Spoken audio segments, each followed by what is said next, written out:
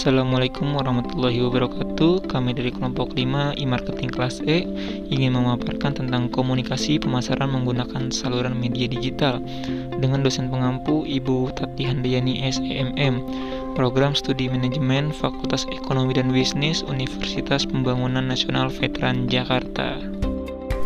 Kami beranggotakan Putri Anastasia dengan NIM 094, Yuliana Setiawati dengan NIM 095, Zahra Salsabila dengan NIM 107, Rio Stiono Nugroho dengan NIM 116, Raihan Taufikur Rahman dengan NIM 119, dan Muhammad Fauzi dengan NIM 123. Baik, materi yang akan kami bawakan ada Search Engine Marketing, selanjutnya ada Online Public Relation, lalu ada Online Partnership including Affiliate Marketing, lalu ada Interactive Display Advertising, selanjutnya ada Opt-in Email Marketing and Mobile Text Messaging, lalu ada Social Media and Viral Marketing, lalu ada Offline Promotion Technique, dan yang terakhir ada contoh kasus dari komunikasi pemasaran menggunakan saluran media digital.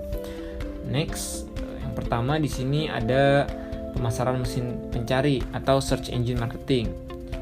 Apa sih Search Engine Marketing? Search Engine Marketing adalah bentuk pemasaran di internet untuk meningkatkan visibilitas website di halaman hasil mesin pencarian.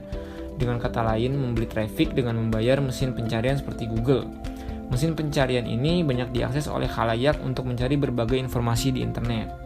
Dengan menggunakan strategi SEM, pemasar dapat meningkatkan kemungkinan calon konsumen mengunjungi website bisnis ketika mereka mencari informasi.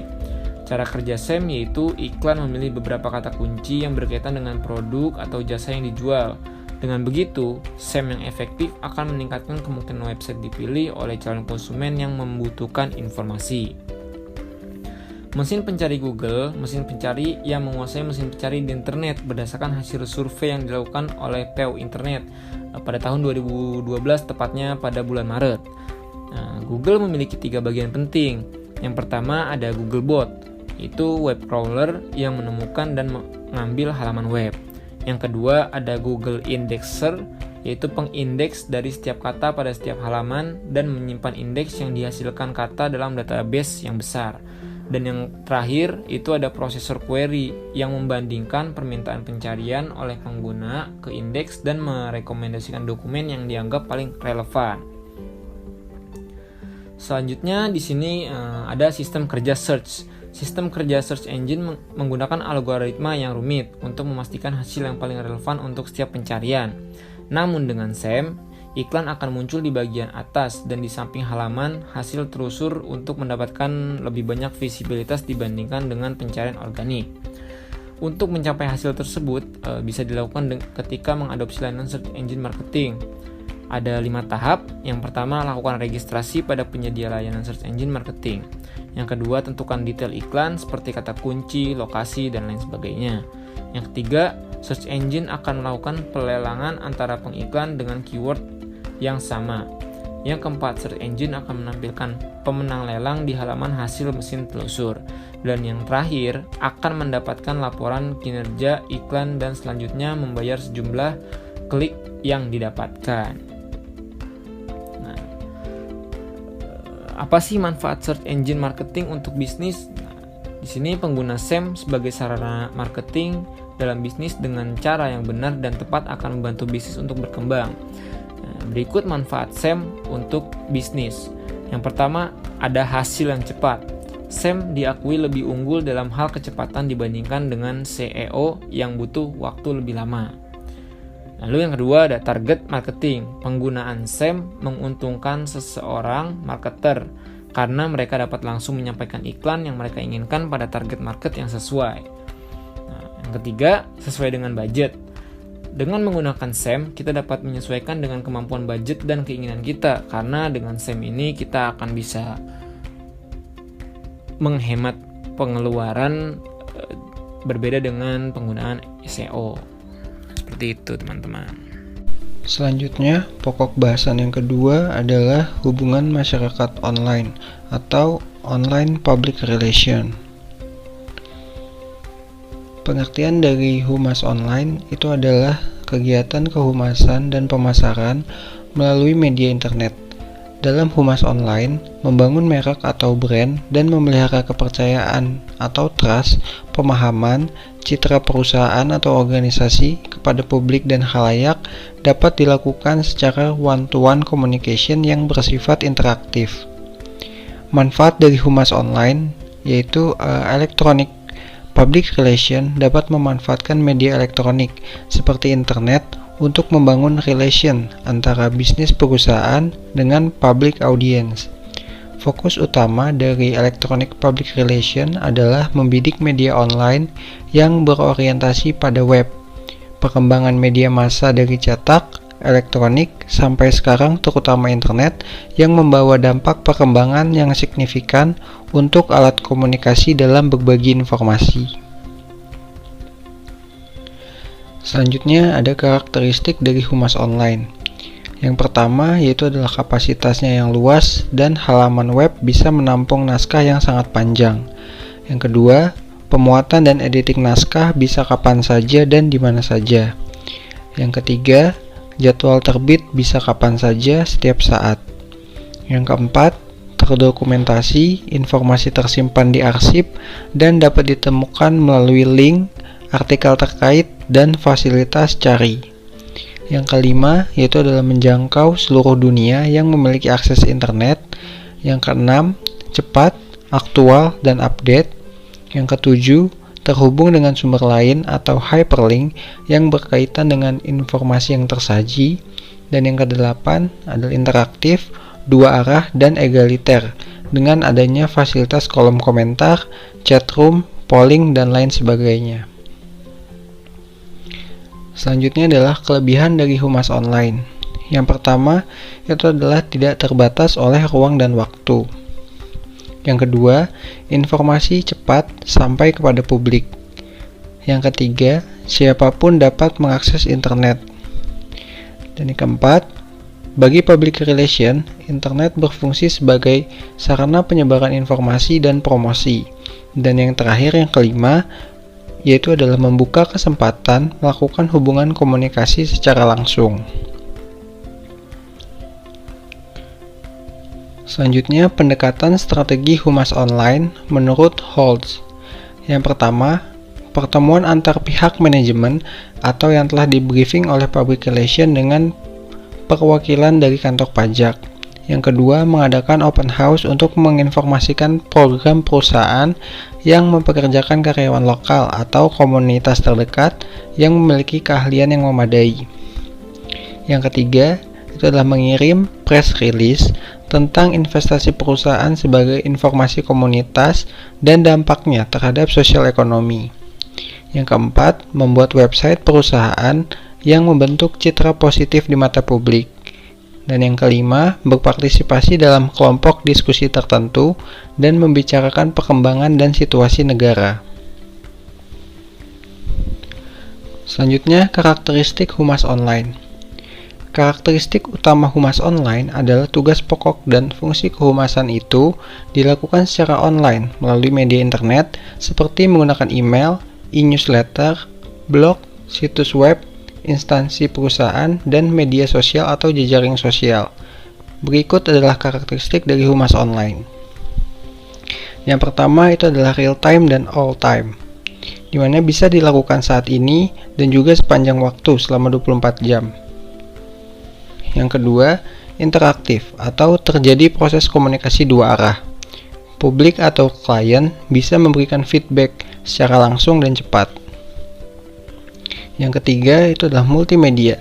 Informasi yang disampaikan bisa berupa tulisan atau skrip, gambar atau grafis, suara atau audio, audio visual atau film dan video, dan juga link atau tautan.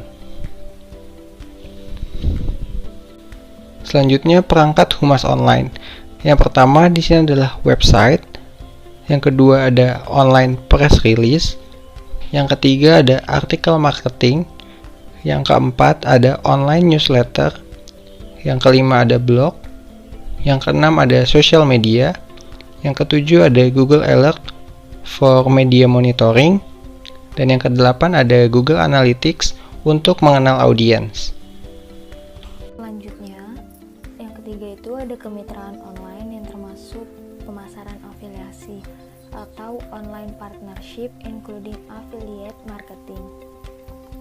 Nah, untuk pemasaran afiliasi itu sendiri merupakan strategi pemasaran di mana seorang pengiklan seperti pebisnis online itu melakukan pembayaran komisi kepada afiliasi atau mitra kerjanya atau bisa disebut pihak ketiga setiap kali upaya pemasaran afiliasinya itu menghasilkan konversi yang diinginkan bagi sang pengiklan. Jadi di mana ketika afiliasinya itu melakukan pemasaran dan menghasilkan suatu prospek bagi sang pengiklan itu sendiri dari iklan yang sudah ditayangkan, maka seorang pengiklan itu harus atau wajib melakukan pembayaran komisi kepada afiliasinya itu.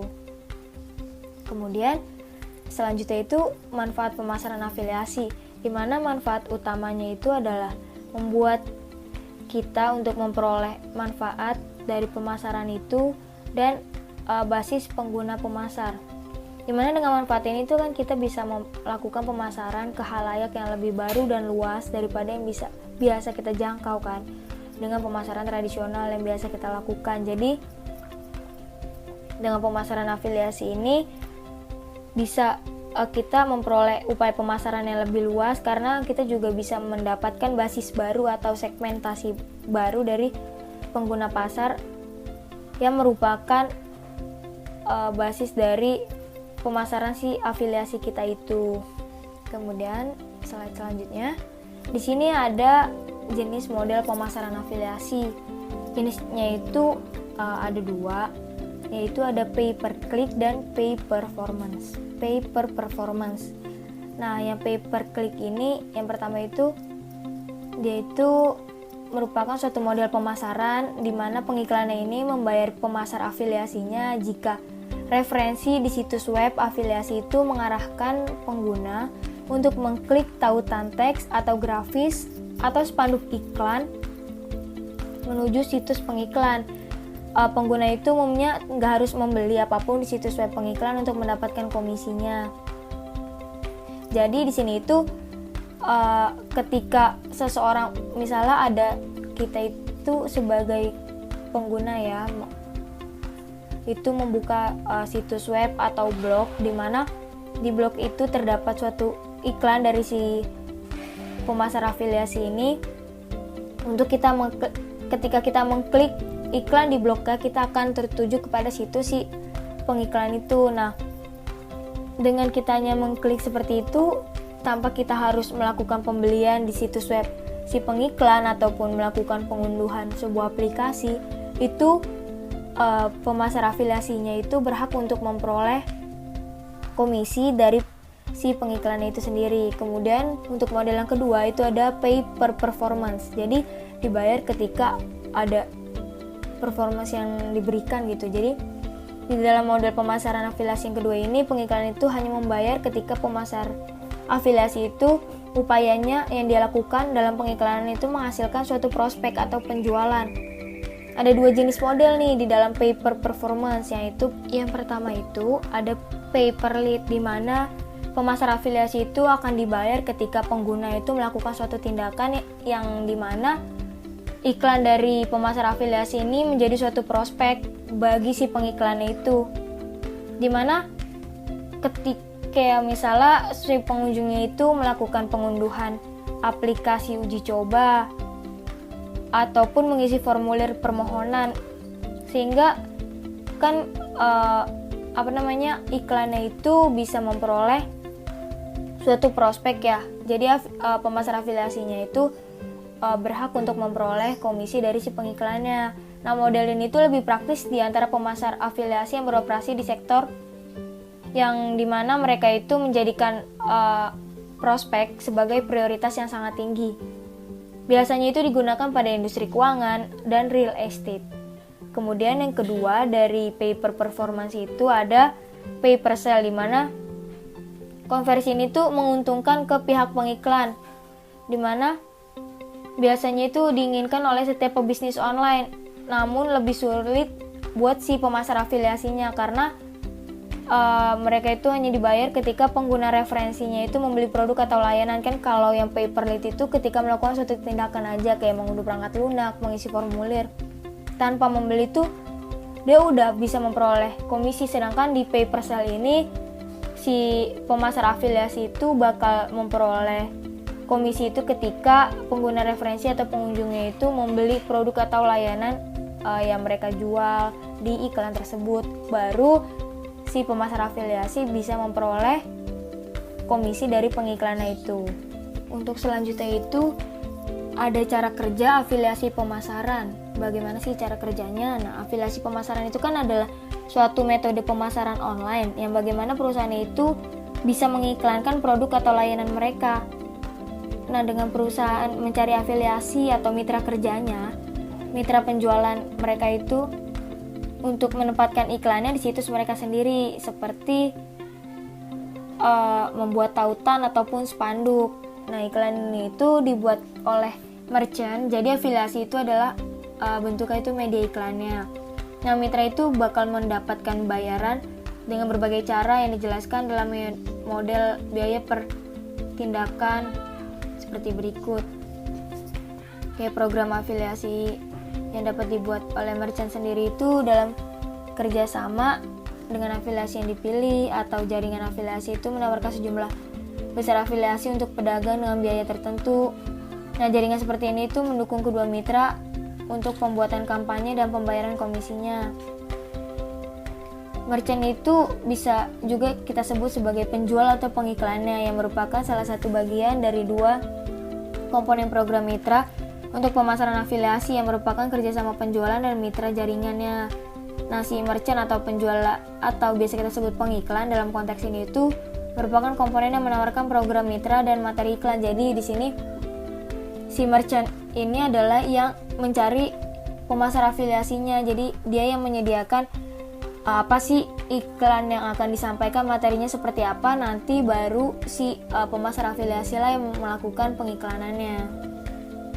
Sebagai pedagang online, merchant juga bisa bekerja sama dengan penyedia situs web yang biasa kita sebut penerbit atau afiliasi. Itu biasanya menawarkan situs webnya sebagai media iklan, misalnya kayak spanduk. Jadi si merchant ini tuh kan tadi udah dijelasin bisa melakukan pengiklanan tuh banyak, kayak salah satunya misalnya kayak di blog. Jadi ketika pengunjungnya itu melakukan pengunjungan ke suatu blog di Google, itu dia bisa, pemasar afiliasinya itu menampilkan iklannya kayak seperti spanduk pengiklanan ataupun suatu contoh untuk melakukan pengunduhan aplikasi yang uji coba. Itu juga merupakan bentuk iklan dari yang dibuat oleh si merchant itu sendiri.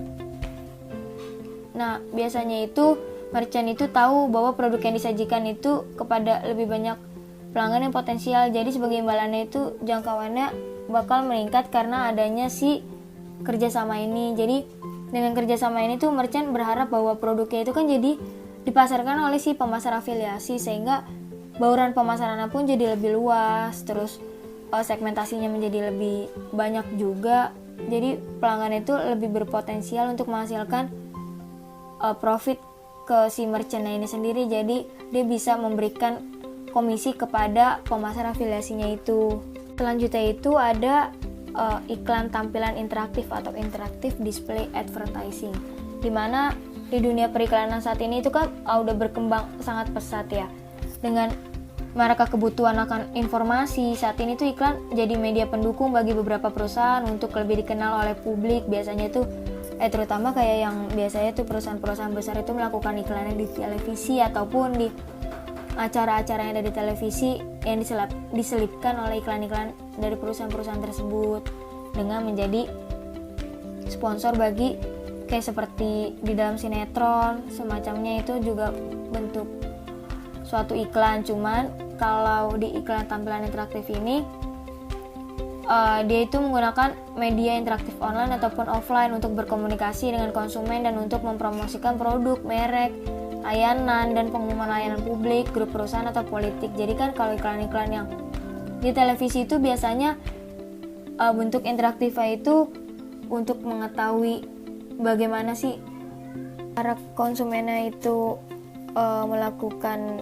respon terhadap produknya itu seperti apa. Biasanya mereka melakukan kuis, jadi kayak mereka memberikan pertanyaan mengenai produk yang mereka iklankan itu seberapa jauh sih para penontonnya itu tahu tentang produk mereka. Nah, iklan interaktif ini kan memang tadi tujuannya itu untuk berkomunikasi ya dengan si konsumennya itu untuk mempromosikan produk, merek, layanan, dan lain-lainnya. Nah, iklan interaktif ini tuh tujuannya itu buat mengurangi kerugian yang terkait dengan iklan yang nggak terkoordinasi dengan baik. Biasanya kan kalau iklan-iklan di TV ya udah, atau iklan di YouTube, jadi tuh kayak orang-orang tuh biasanya cuma kalau nggak interaktif tuh ya udah cukup sekedar ya udah nonton ada iklan kayak gitu aja. Sedangkan kalau iklan interaktif tuh biasanya contohnya kayak platform YouTube yang menggunakan iklan interaktif, dimana emang sengaja dibuat oleh YouTube yang merupakan suatu terobosan terbaru yang mereka buat agar penonton itu nggak merasa terganggu dengan adanya iklan yang tiba-tiba muncul di video yang sedang mereka tonton.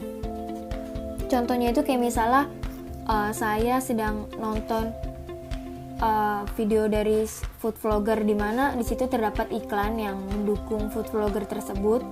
Perusahaan yang masuk biasanya itu perusahaan food and beverage, di mana terdapat iklan berupa pilihan ganda yang bisa dicentang jawaban kita. Jadi kayak diberi pertanyaan mengenai produk dari perusahaan yang melakukan pengiklan.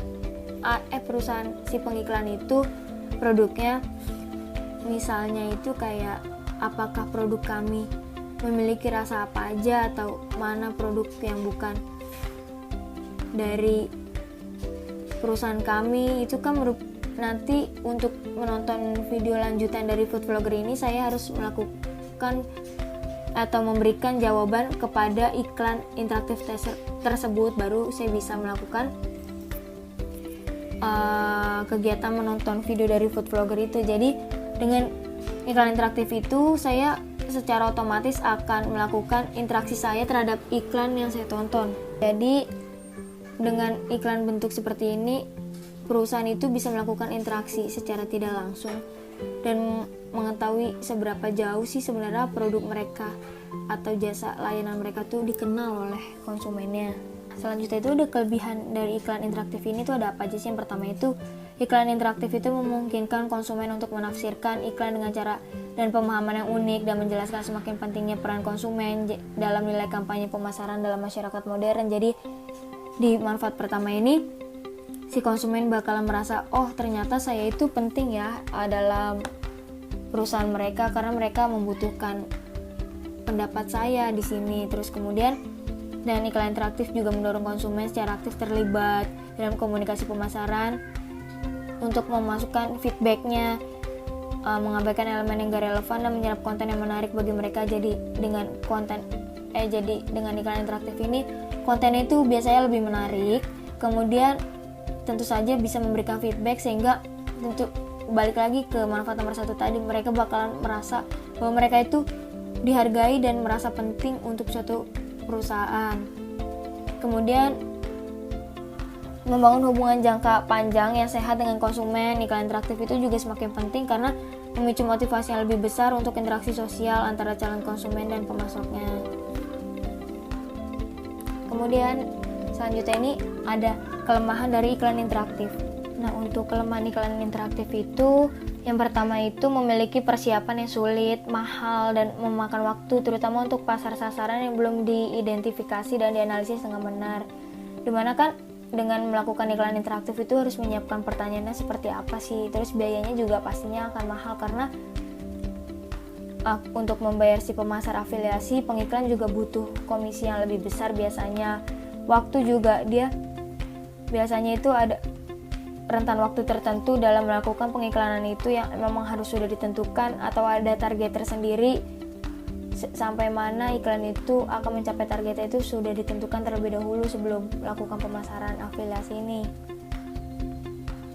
Kemudian yang kedua itu di beberapa pasar itu hanya ada sedikit ruang untuk ini dan penggunaan kreativitas yang berlebihan dapat menjadi bentuk kebisingan yang mengganggu penyampaian pesan yang dimaksudkan kepada konsumen. Jadi di sini tuh kekurangannya dengan mungkin terlalu banyak pertanyaan atau entah terlalu rumit untuk para penonton contohnya di platform YouTube untuk menjawab iklan ini, kayak itu akan membuat kontennya itu sulit untuk dicerna dan diserap oleh si para konsumen ini. Jadi kayak merasa wah ribet juga ada iklan kayak gini. Itu juga merupakan salah satu kekurangan dari adanya iklan interaktif yang diadakan, dan belum tentu pemasarannya ini tuh tercapai karena kadang suka ada pasar yang belum teridentifikasi, sehingga iklan interaktif ini tuh belum bisa mencapai sasarannya dalam pelaksanaannya. Materi selanjutnya yang kelima adalah keikutsertaan pemasaran email atau email marketing dan pesan teks seluler atau SMS. Yang pertama ada pengertian email marketing. Email marketing adalah cara pemasaran yang paling sering dilakukan oleh para pelaku bisnis online dengan memanfaatkan media email atau surat elektronik. Email marketing ini nantinya akan dikirimkan kepada calon pelanggan yang belum pernah membeli produk ataupun yang sudah pernah menjadi pelanggan. Dengan email marketing, seorang pengusaha dapat selalu terhubung dengan pelanggan ataupun calon pelanggan mereka secara terus-menerus. Selain untuk menawarkan produk, email marketing juga dapat membuat hubungan antara pelaku bisnis dengan para pelanggan mereka tetap terjaga dengan baik dalam jangka waktu yang panjang. Selanjutnya ada manfaat email marketing. Di dunia internet marketing, memanfaatkan email list untuk pemasaran adalah salah satu strategi marketing yang sangat efektif karena penawaran dari pelaku bisnis bisa langsung masuk ke inbox email calon pelanggan dan dibaca langsung oleh mereka. Selain itu, email marketing juga dianggap lebih efektif karena pemasaran dengan cara ini dapat menjangkau calon pelanggan yang potensial. Ditambah lagi, biasanya penjualan dengan menggunakan media email konversinya sangat baik. Jadi dapat dikatakan email ini merupakan tool atau alat bantu nomor 1 yang digunakan oleh para marketer kelas dunia untuk meningkatkan traffic atau kunjungan website dan melipat gandakan penjualan dari website mereka. Selanjutnya ada alasan menggunakan email marketing.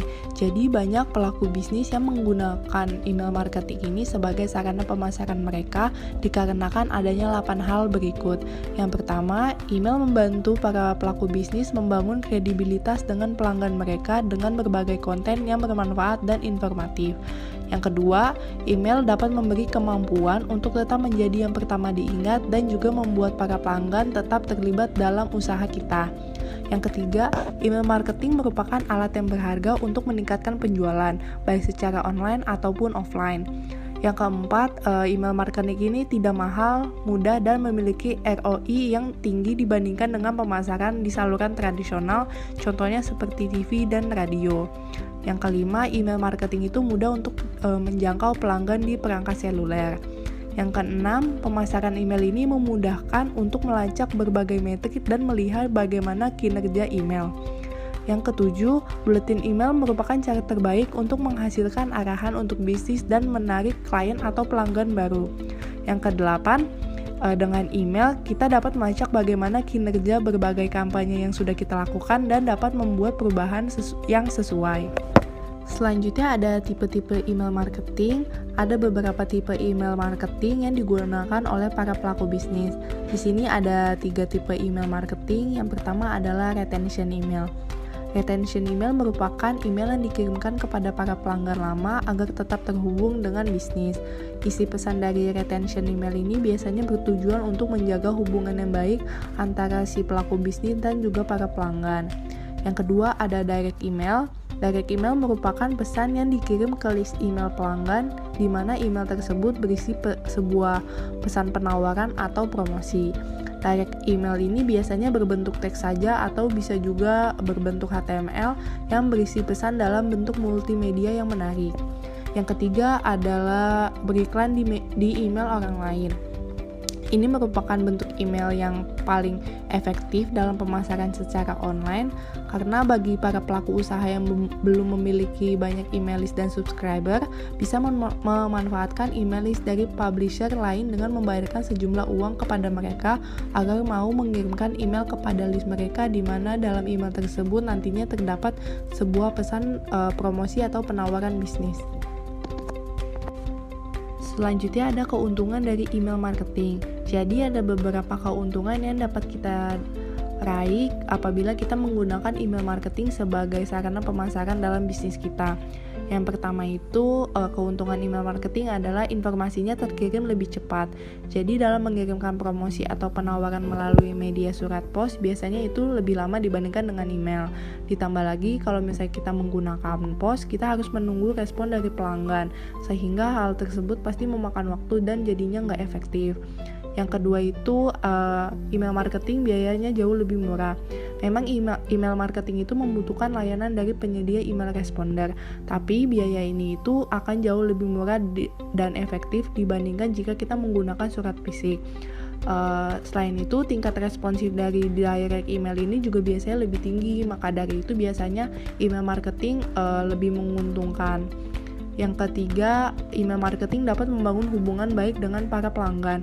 Seperti yang tadi sudah dijelaskan sebelumnya, email marketing bisa membuat kita menjalin hubungan yang lebih baik dengan para pelanggan ataupun para calon pelanggan. Email marketing ini nantinya bisa kita kirimkan kepada para pelanggan ataupun calon pelanggan dalam bentuk tips, informasi penting, promosi produk, dan lain-lain dengan cara yang lebih mudah. Yang keempat, email marketing ini bersifat pribadi. Email marketing yang bersifat pribadi atau personal biasanya akan mendapat perhatian yang lebih besar dari para pelanggan ataupun calon pelanggan. Saat pelanggan atau calon pelanggan ini merasa nyaman dengan menerima email dari para pelaku bisnis, maka nantinya akan jauh lebih mudah untuk menawarkan apapun kepada para pelanggan melalui email yang kita kirimkan.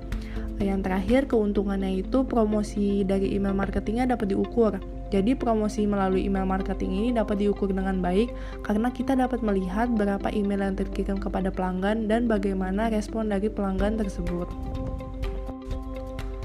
Selanjutnya, selain pemasaran melalui email marketing yang sudah dijelaskan sebelumnya, terdapat juga pemasaran melalui SMS atau layanan pesan singkat. SMS atau Short Message Service merupakan sebuah layanan pesan singkat yang dilaksanakan dengan mengirim atau menerima pesan-pesan pendek.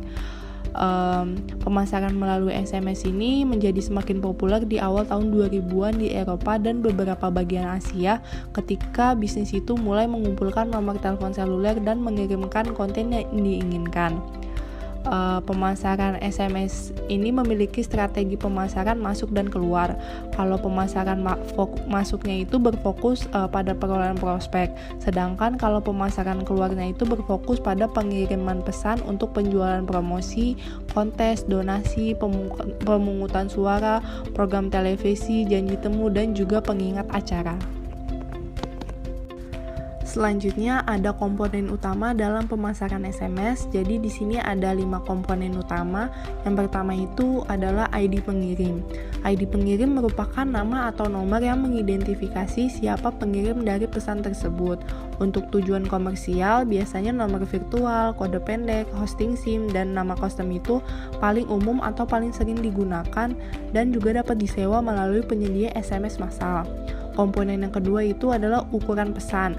Ukuran pesan ini akan menentukan jumlah pesan SMS yang nantinya kita kirim, yang kemudian akan menentukan jumlah uang yang akan kita keluarkan untuk memasarkan sebuah produk atau layanan.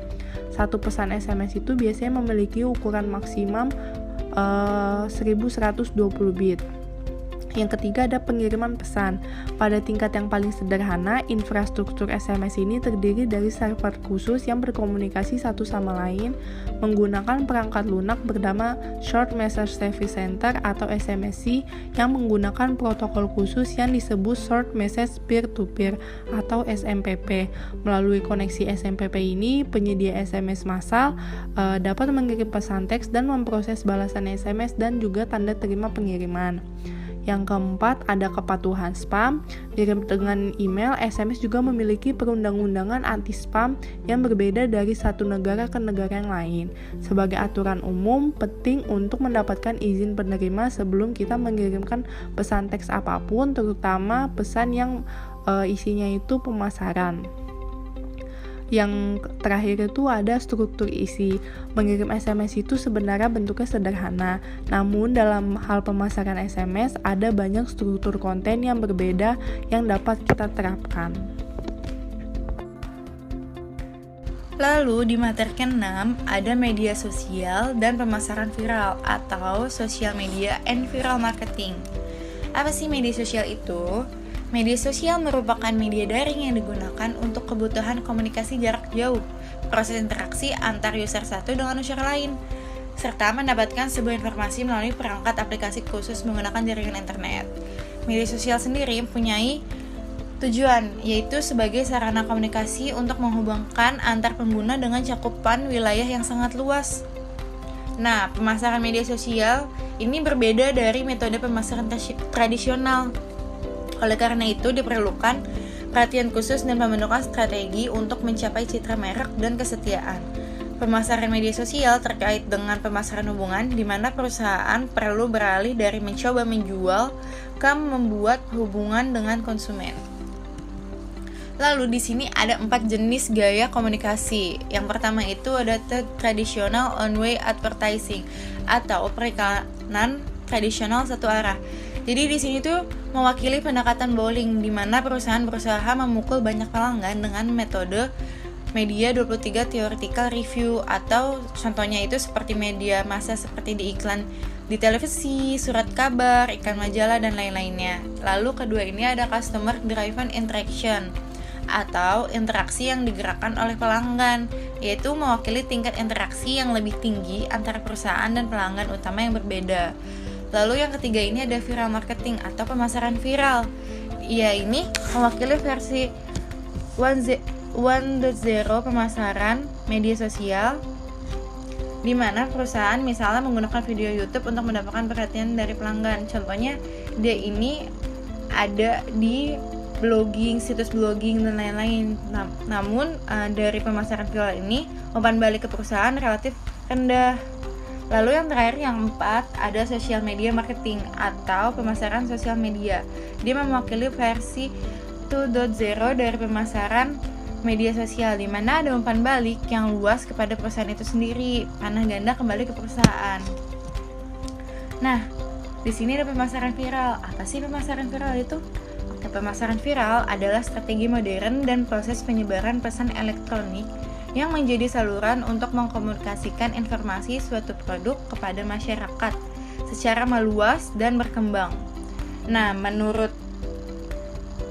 Profesor Andreas Kaplan dan Michael Heinlein, dia menyatakan bahwa untuk suksesnya sebuah pemasaran viral itu harus memenuhi kriteria. Nah, di sini tuh ada 3 kriteria. Yang pertama itu ada media dan orang yang bertindak untuk menyampaikan pesan yang sedang disampaikan atau yang sedang dikampanyekan.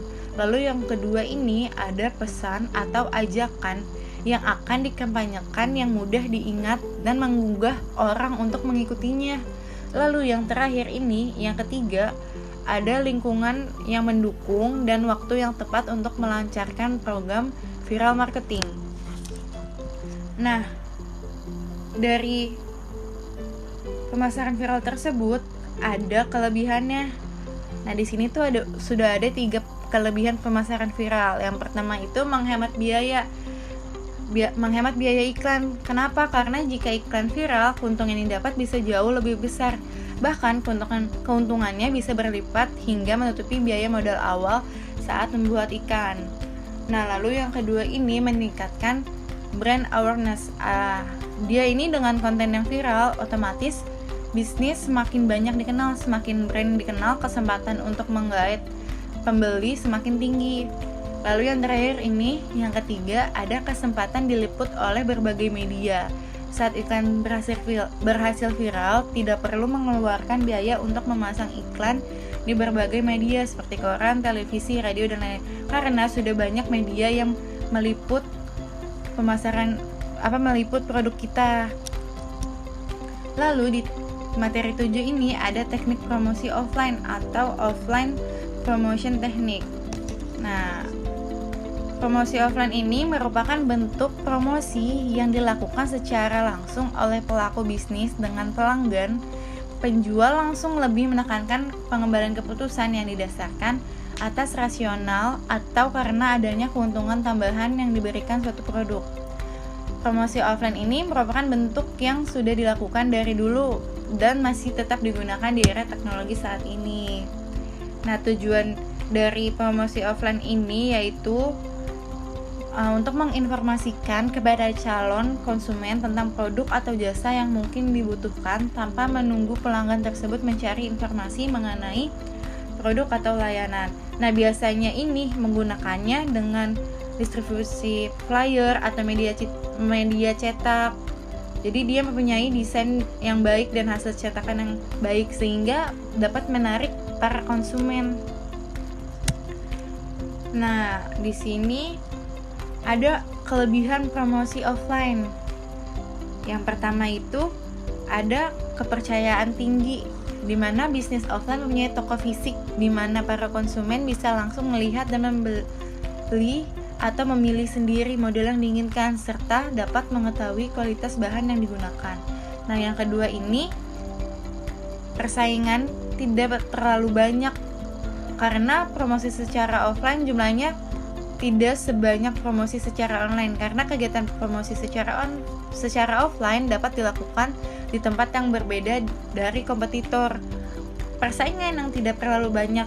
Nah, yang ini persaingan tidak terlalu banyak karena dengan promosi secara offline maka pelayanan kepada konsumen bisa dilakukan dengan mudah karena pertanyaan dan tanggapan konsumen akan dijawab dengan cepat atau bisa dapat dijawab secara langsung dan lebih mengerti. Materi selanjutnya yaitu tentang kelemahan promosi offline. Kelemahan promosi offline terdiri dari 3. Yang pertama, jangkauan pasar terbatas. Yang kedua, waktu pemasaran terbatas. Dan yang ketiga, biaya yang dikeluarkan mahal. Untuk yang pertama, jangkauan pasar terbatas. Promosi offline tidak dinamis dan hanya berada di satu tempat. Ini menyebabkan jangkauan pasar promosi offline lebih sedikit. Target promosi konsumen biasanya berasal dari area sekitarnya saja. Yang kedua, waktu pemasaran terbatas. Promosi offline mempunyai waktu operasi sendiri dan seluruh kegiatan promosi hanya dilakukan dalam jangka waktu itu saja. Selebihnya, kegiatan promosi ditutup dan tidak melayani pelanggan. Dan yang ketiga, biaya yang dikeluarkan mahal. Promosi offline mengeluarkan biaya yang tidak sedikit karena ada beberapa pengeluaran seperti menyewa toko dan terdapat biaya operasional yang harus ditanggung pada promosi offline. Untuk selanjutnya, terdapat contoh penerapan komunikasi pemasaran menggunakan saluran media digital. Contoh kasus yang kami ambil itu adalah strategi komunikasi pemasaran e-commerce melalui website clickhotel.com. Clickhotel.com merupakan salah satu pelopor untuk usaha reservasi hotel yang bergerak melalui media online di Indonesia. Nama lain atau nama kerennya adalah Online Travel Agent yang biasa disingkat menjadi OTA. Clickhotel.com launching pada bulan Agustus 2010 di Kota Bandung. Penerapan komponen-komponen komunikasi pemasaran e-commerce yang terdapat pada website clickhotel.com memiliki beberapa komponen sehingga dapat meningkatkan penjualan dengan menggunakan komunikasi pemasaran e-commerce. Di antaranya adalah sebagai berikut. Yang pertama, optimalisasi search engine. Hal ini akan membuat website clickhotel.com akan berada di peringkat atas pencarian search engine di google.com. Jadi, semakin tinggi peringkat yang dimiliki, akan semakin besar juga kemungkinan website clickhotel.com itu dikunjungi. Yang kedua, mendaftarkan website clickhotel.com ke website hotel. Dengan mendaftarkan website clickhotel.com ke website hotel dengan menggunakan booking engine, sehingga website hotel-hotel akan memiliki link ke website clickhotel.com. Yang ketiga, melakukan pertukaran link antara dua website dengan menggunakan sistem afiliasi. Dengan pertukaran link ini, ada contohnya, ada website atau blog travel dapat menjadi pihak ketiga untuk memasarkan clickhotel.com melalui website maupun blognya. Yang keempat, mengirimkan penawaran jasa reservasi melalui email. Perlu diperhatikan agar email yang dikirim tersebut tidak menjadi spam bagi para membersnya. Yang kelima, iklan berbayar di internet. Iklan berbayar di internet ini seperti yang sudah dilakukan klikhotel.com dengan melakukan iklan di google.com. Yang keenam, pemasaran online yang dilakukan klikhotel.com. Pemasaran online yang dilakukan oleh klikhotel.com ini terbagi menjadi dua. Yang pertama branding dan yang kedua boost production. Untuk yang pertama terbagi lagi menjadi 4, yaitu barter promosi, kuis media sosial, lomba, dan bidding. Dan untuk yang poin kedua, boost production, itu terbagi lagi menjadi dua bagian, yaitu OPQ promotion dan campaign promotion. Yang ketujuh, komponen promosi yang dilakukan oleh klikhotel.com. Klikhotel.com berinovasi dalam promosi dengan tujuan meminimalisasikan budget dan harapan mendapatkan hasil semaksimal mungkin. Media yang dirasa paling efektif yaitu newsletter. Kenapa newsletter? Karena newsletter ini mudah dan tepat sasaran. Selain itu, media yang digunakan untuk promosi adalah berupa Facebook, Twitter, BBM Messenger, dan WhatsApp. Yang kedelapan, untuk menghadapi ancaman dari pendatang baru. Jadi, klikhotel.com membuat promosi baru dan inovasi-inovasi yang dapat meningkatkan penjualannya. Klikhotel.com juga memberikan berbagai jenis, tapi biasanya lebih cenderung ke penawaran harga yang terbaik, hot deals, value deals, flash deals, sampai dengan free fee cancellations. Sekian presentasi dari kelompok kami, kurang lebihnya mohon maaf. Semoga apa yang telah kami sampaikan dapat bermanfaat bagi kita semua. Wassalamualaikum warahmatullahi wabarakatuh.